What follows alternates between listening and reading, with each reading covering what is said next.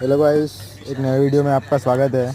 यह है एक मेरा छोटा सा प्लांटेड फिश पॉन्ड, जिसमें बहुत सी क्यूट क्यूट फिश है। आप देख सकते हो, वाइट है, येलो, ब्लैक और भी है, लेकिन वो थोड़ी छोटी साइज़ की है तो दिखने में थोड़ी मुश्किल है। अपना कैमरा इतना अच्छा नहीं है कि आपको दिखा सकूं, तो लाइक और सब्सक्राइब कर ले इस चैनल को नए वीडियो के लिए।